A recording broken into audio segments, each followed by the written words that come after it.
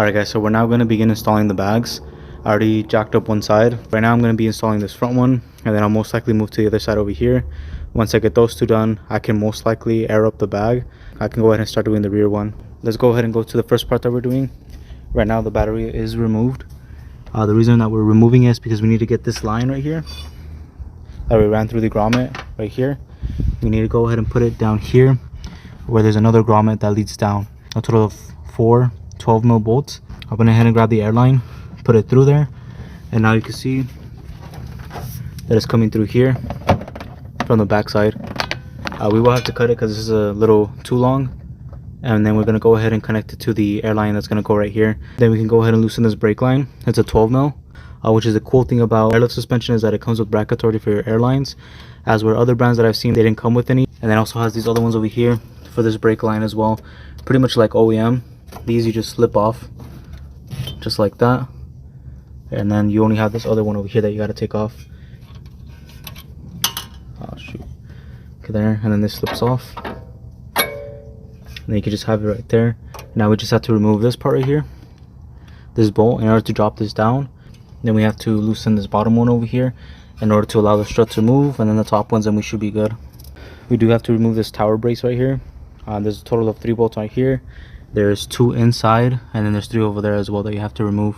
So by removing this, you do have to remove this plastic piece that's right there. It goes right on top. Just take these 2 off and then pull it off. It just has some clips right here holding it in. It'll expose these 2 bolts that you need to remove. So let's remove this tower brace. That way we have access to the bolts down here.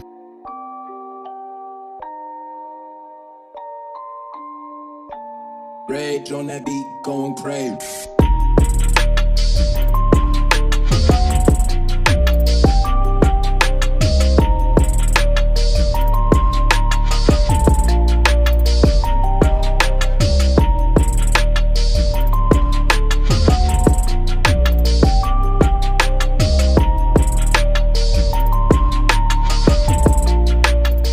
Alright, here's the strut removed.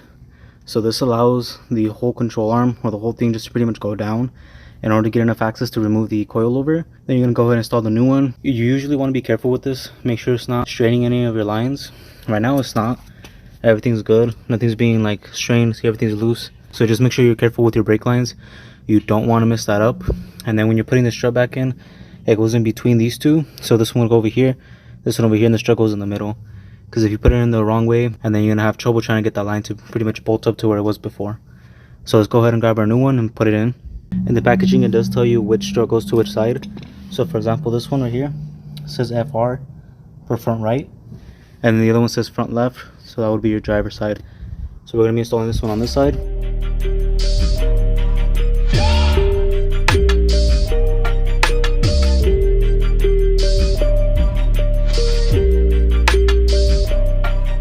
Before actually installing the bag, you need to make sure that you do install this braided line right here, or this stainless steel line. This goes directly to the airbag, to the bottom. It already has thread locker on both ends. You will have to loosen this bolt here because it gets in the way, and then once you have it in the position that you want it, you can go ahead and tighten this down, and then you will have to add this fitting at the end. This will connect to that airline that we had. So once you connect it here, you do have to tighten it down. Do not over tighten them. So if you can see this one right here, it's not all the way in. It's like, I believe, halfway in to the thread, and it's already pretty tight on there because you will mess up the seal. See, for example, this one's already getting tight right there, and then we need to go ahead and tighten it up. You need to use 2. So I'm gonna have this one right here, and I'm gonna go ahead and grab my other one.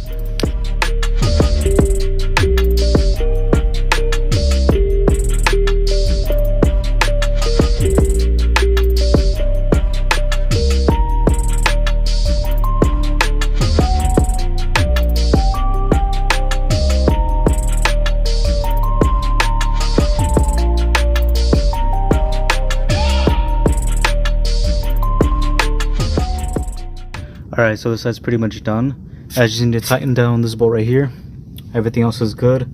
I already tightened down this down here. I need to tighten this one up here. I put the lines where they go, and then I need to connect this. So I'm gonna cut this with the airline cutters that comes with in your kit. You're gonna cut it, and then you're gonna connect it to this right there. As for the top hat, you will have to go ahead and remove this part here, It's assembled with this red part and this part at the top, which is the hat. In order to be able to connect this, depending on the size of your lines, is the one that will go on top. So we have the 3/8, so we're gonna have the 3/8 on top, and then we're gonna screw it in here. You have to take it off because you don't have enough space with this thing. See how thick it is? Once this goes on top of there, it pretty much like covers this whole part, so you can't really tighten it up. So you're gonna put it on there, tighten it, not too tight, just tight enough. You want to tighten it with your fingers and then give it a few like about 2 or 3 turns after you go ahead and put it on top. There's a piece that we're missing. So Airlift for some reason sent us this here, which goes to the stainless steel line, this one here, and it goes on top. But this is for the smaller lines. We need a 3/8 one, so it's not gonna fit. Here's our connection. I already put it on. I didn't even check this part, but this is way too big. It's not gonna fit inside this hole. It just doesn't fit. We had to pick up those fittings, remove that one, install the new ones, and then now we have extra ones of these that are laying around. We got lucky enough we have a shop local that has the fittings. If not, we would have been stuck, and I had already removed everything, and then I would have pretty much have to put everything back because we can't air up the car without that fitting. Now, as for the driver's side airline, you're going to go ahead and pull it up from here like I showed in the previous video. You're going to grab it, you're going to pull it through the fender liner or the fender wall. So right here, it goes through that hole right there. This is the fender, and then it goes inside a hole. You're going to go ahead and pull it, you're going to drag it around the fender liner inside of the wheel well, and then it's going to attach just like the other side as well. So you don't have to drill any holes for this side. This one you just pretty much pull it and you put it inside the fender liner. Alright guys, so today's the next day. We're going to begin installing the rear bags. We had a few issues yesterday. We were missing a few parts for the front, so it did take me a while. Too late, it got too dark, and I wanted to record everything for you guys. So that's why I'm picking up the next day. So as of right now, I have already removed the rear strut. And then you have the bucket right there. I already drilled out the hole that goes there. And then we'll go over to the other side so you guys can see how it looks like. You just have to remove this bolt right here. Make sure you hold this one in place, that way it doesn't spin. Same thing for this bottom one. Remove that bottom one right there. That way it doesn't spin. And then you can go ahead and loosen it up with the breaker bar. And at the top, you have, I believe they're 12mm nuts that go up there. You have to remove those, and then the whole assembly will come down. And so for this side, I still have it in here. He does have BC coilovers, and he still has the spring right here, so we just have to remove that part, and then we go ahead and install the new bag. If you did remove your bucket for like true coilovers and replace it with the camber arm, you will have to put this back in because the bag sits in here, and then there's just a strut like this one, pretty much the same concept. Like you could even keep this here and just add the bag there, but you will need to go ahead and remove this and put it in the bag. Once we remove this, I'll start drilling out the holes, that way you guys can see how everything looks.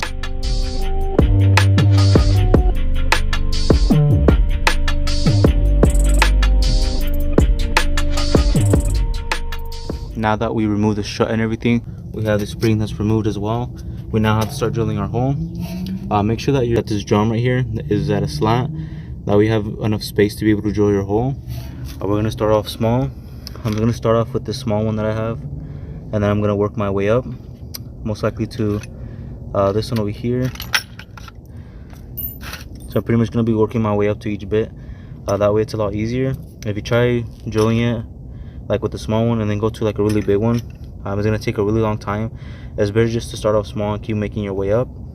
Now the top part, I'm going to tell you right now that this top part, to be able to drill into, which is this part right here, you still have to drill into that right in the middle, and it's really difficult to drill up there. I could drill this first one, the second one really easily, but once I start getting to these bigger ones, especially this one, it takes a really long time to be able to cut into. Just to let you know, it does make a lot of noise, so if you do have some like earbuds or something to cover up your ears, I would highly suggest using them. And then you can use this bottom part that comes in your Airlift's performance kit for the rear. Just put it on there, that way you can mark exactly where the middle's at. Either draw it in with the marker, the circle, or use something in order to identify where the middle is at. So once you have that, you can start drilling your hole.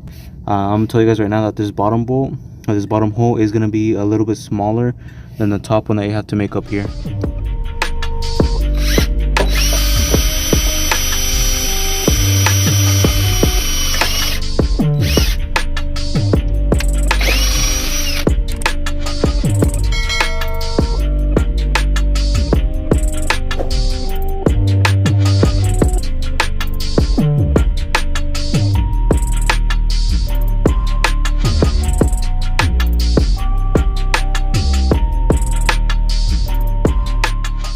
Alright guys, so now we're at this part. When you install this rivet, make sure that it's completely flush with the car, or this part right here. That way when you go ahead and compress it, it's already all the way in there. If this rivet is just a little bit out, it will start to compress on the end, and then it'll most likely create a bulge on the outer part instead of the inner part to seal it so it doesn't come out. Hit it with the hammer, that way it goes all the way in. You do have to drill completely through it. There's this side here, and then there's another side on the back that needs to be drilled through. Drill through both of those, and then go ahead and hammer this thing in. What I did in my case, because I don't have a hammer right now, there's not a lot of leverage to be able to hit that thing really hard. I grabbed my jack, I went ahead and put it under the bucket right here, and then I pushed it up, and I put a bar right here, and that way it pushes it all the way up, and it starts pushing the rivet into place. So you can do something like that. I already pushed mine in, so I'm going to go ahead and start compressing it so that way it doesn't come out.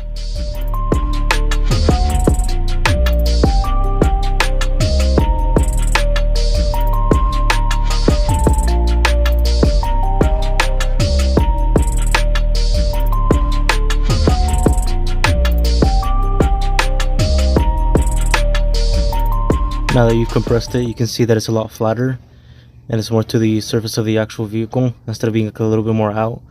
So once it's flat, you can start putting your bolt in, which would be this top part right here. Your kit should come, or this extended stud, you're going to put it through the bottom, and then it's going to show up right here at the top, and that's where you're going to bolt it up to. And then for the bottom part, will pretty much be naked like this. And then you're going to have this part right here. This will go at the bottom of the bucket. So this would go under there. This part would go on top right here. It would just sit in there. And it does have to be faced up because the airbag is going to sit on it to allow minimal movement, just like that. That way it doesn't move as much. If you put it the other way, it's not going to really do anything. The bag will be moving kind of freely if it's on there, because then it'll just be like kind of moving around. So yeah, let's put this back on. The bottom of your kit should come with another nut like this one. This will go to the bottom, and then you have this one that's just going to go to the top. It is pretty hard to actually put this one on top right here. It takes a lot of force and a lot of effort. I had to use like my fingers to first tighten it up, and then I went ahead and used my wrench. For example, something like this is what you'll need. There's a 14 mil. Alright, so here's the nut. I'm gonna go ahead and keep tightening it up. See how there's like a little bit of room? At the beginning, you're good because the whole assembly like pretty much moves with it as you're tightening it. You don't want to over tighten it right now, because what you want to do is you want to leave it a little bit loose. That way you can go ahead and tighten the bottom part. And then you want this fitting to be facing that way, like that. Because I have my lines running through the inside, that way it doesn't touch the wheel or anything when it's moving. We're gonna go ahead and lift this up with the jack. Once it lifts it up, you can go ahead and start moving the bag a little bit. That's why you need a little bit of playroom. That way you can put it in the hole in the bottom. So once you have both of them in, you can go ahead and start tightening it up. That way it doesn't move at all. We're pretty much done. I just need to get all the stuff in the trunk and then just connect the line. Here's the line right here. I have it ran through the bottom, through the grommets. We have this line right here that's run to the left side. You feed it down, and then you put it under the frame. That way it's not touching anything, and then you connect it directly to the bag. Same thing for this side. This side, the lines ran right here under the heat shield. And most of the 370Zs, or if not all of them, I think they should all have a heat shield right here that covers it up. In his case, he doesn't have it. I think it's because of the exhaust it was taken off. There's a total of 3 bolts to take off the heat shield. There's one right here, there's one over there, and I believe there's one somewhere over here that is holding the heat shield in place. You can just take it off, or you can feed it through it, and then the line's going back here, and then it pretty much goes to the back and then routes to the bag over there. It's over the lines and everything, that way it doesn't fall down, so there's no way of it touching the exhaust, burning in the actual airline. Alright, so everything's now in place. I have this part right here with the bolt, and then the locking washer, and then for the top I have everything bolted up as well. The existing bolt that was already here, and then you are going to use a locking nut that was included in it. Do not use the original one. And then here's this back, here's this back. The line is already connected. I'm not sure if you guys can really see it. It's kind of dark, but it's connected right there. And this is adjusted to match the other side. I had to go ahead and loosen it, and that way I can make it fit in here, because it was a little bit too tight of a fit. I couldn't get the shirt on there, so I made it shorter by spinning it. You can loosen this with the spanner that's provided. So this here, in order to loosen it, you're gonna grab it and then go this way like that. To tighten it, you would grab it from this end and then tighten it like that. Alright, so here's the trunk setup. I ran this line right here, which is the rear one. I ran it through the back all the way around, tucked it inside, and then now it's over here. And then this one already pops up when you install it.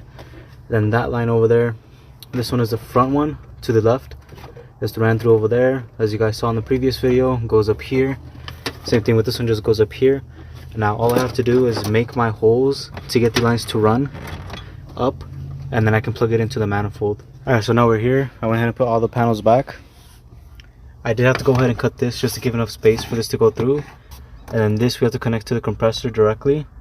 So we would connect it to these lines here.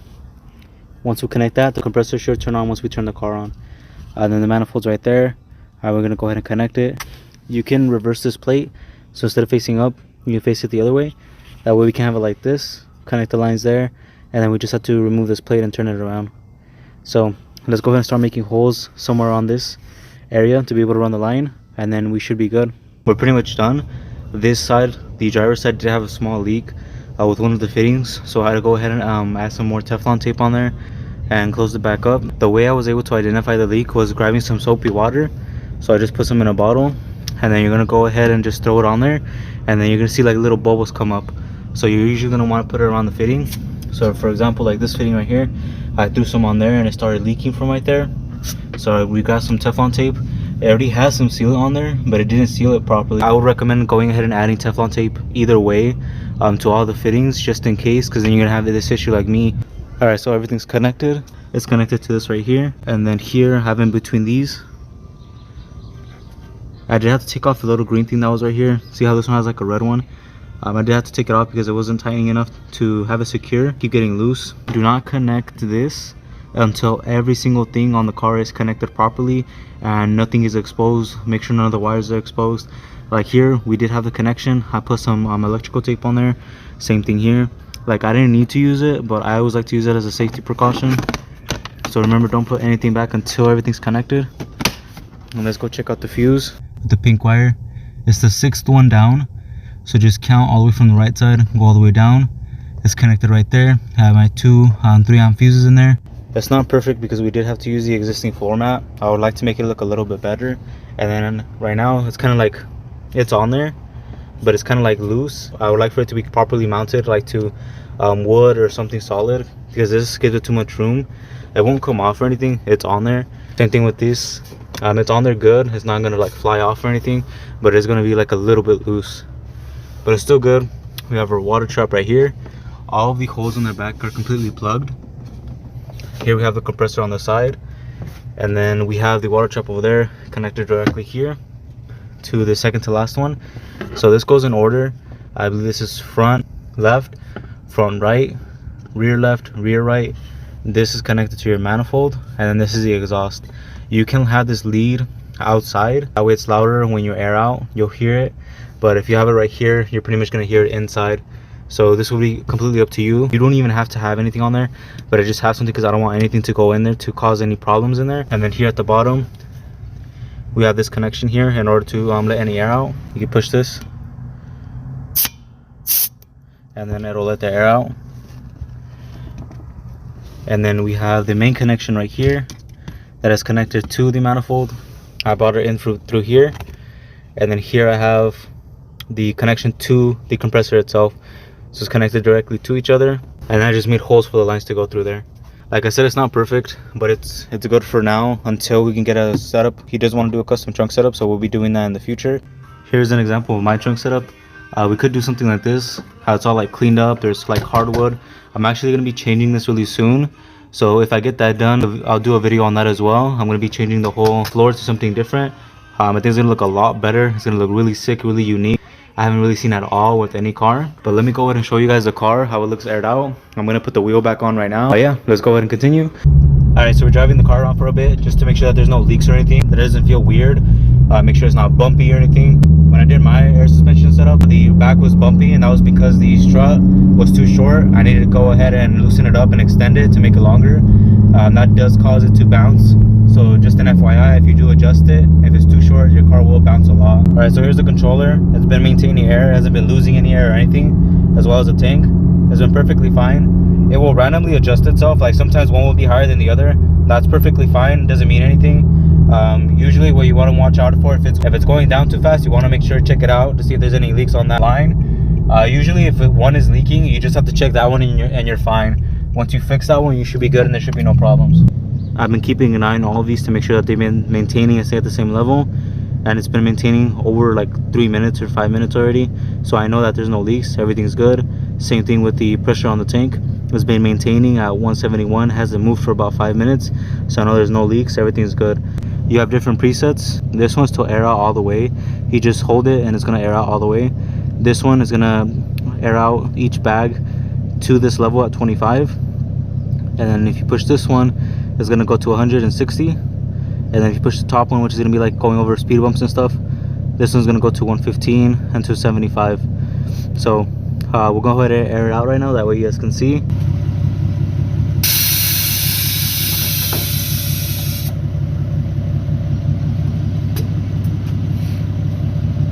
The back should be able to go a little bit lower. There you go. In the front, it's pretty much the lowest is gonna go in the front. The rear, you do have to like air it out usually all the way, or at least most of the way, because the rear is a lot lighter, so it is not going to drop down as much. But the front, because the engine is in the front, it'll air out already by 25 psi.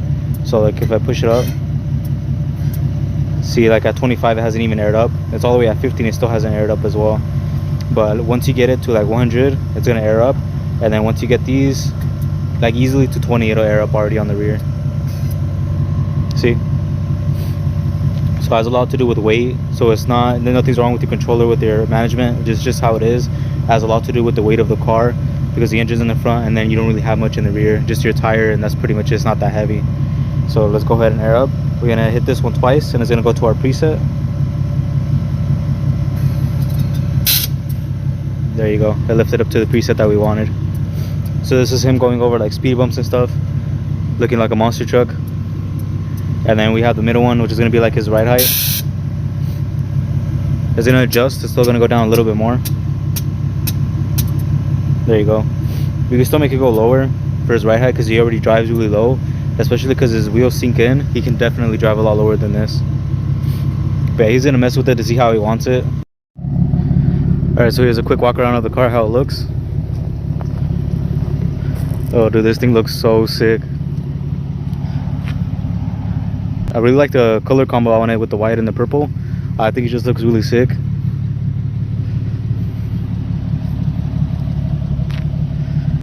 If you look at it right there, it's like on the floor. The frame's on the floor already.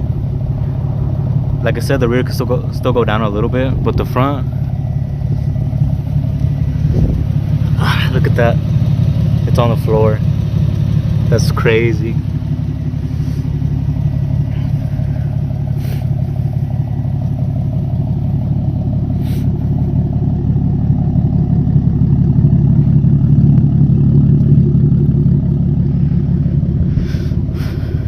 Alright guys, so he's gonna come pick up the car in a few minutes. Once he picks it up, I'll close it out. If you guys have any questions, let me know. Alright guys, so that is pretty much gonna conclude the video. Hope you guys found it really useful, especially for those of you that are interested in installing bags on your 370Z, or even for your other car. The wiring may be a little bit different depending on where your battery location is at and everything, but for the most part it should be pretty similar. I've had my suspension installed like this for about 2 years. I have not had a single issue where the lines have ripped, been torn off by the wheel or anything, so everything is running perfectly fine. Before you guys actually start working on the car, make sure that the battery is disconnected. Do not go ahead and start wiring stuff up unless the battery is disconnected, because it'll cause a short, it'll cause damage to the manifold itself. So you need to be very careful when you are working with the wiring on the car. That's the only thing that I suggest that you guys are really careful with. If you don't have much experience, don't try it. Get somebody to help you out that is very familiar with wiring and how it actually works. But as long as you disconnect the battery, then you should be perfectly fine. And then once everything's done, everything is taped up, you're good. When it comes to the wiring for the compressor, it's pretty much the same thing as the battery. In the previous video, if you guys watched that part, I go over how to actually wire those two together. It's going to be the same process for the compressor. Make sure to check that video out if you aren't sure how to connect it. The kit comes with pretty much everything that you need. The only thing that it doesn't really come with is that connection to the pink wire for the fuses. That's the only one that I had to purchase. Everything else should come included. In our case, some things were missing, so check to make sure that you have everything before starting it, because then you're going to be waiting for a few things to come in and it's just going to slow you down, and you might need your car for work or whatever reason. If you guys want me to make a video on something that I didn't really go over, make sure to let me know. Leave it down in the comments below. Also message me on Instagram as well, and that's usually where I'm a little bit more active. If you're doing this on your own, typically it'll take you about 2 days. It took me about 3, just because I was recording everything, and also I had a few parts that were missing. The next day I was working on it again, something else was missing. So it just depends on if you have everything, how long it's going to take you. You can do it in 1 day if you work throughout the whole day and just start doing everything and you're consistent on it, working on it really fast. It is possible if you have everything. When I did my car, it took me about a day and a half, so it went by pretty quickly. I am doing a custom trunk setup on the 370Z at this moment. I'm just waiting for a few parts to be finished up. Once they're done, I'll make a video on that as well. So if you guys are interested in how everything is connected, when it comes to the tank and all those fittings and the water shop and everything, I'll make a video on that as well. If you guys are interested, make sure to let me know. I'll get it out to you guys as soon as possible, because I know that a lot of you guys are interested in trunk setups. That's going to conclude the video. Hope you guys really enjoyed it. Make sure to like, subscribe, hit that bell notification, and I'll catch you guys in the next one. Peace.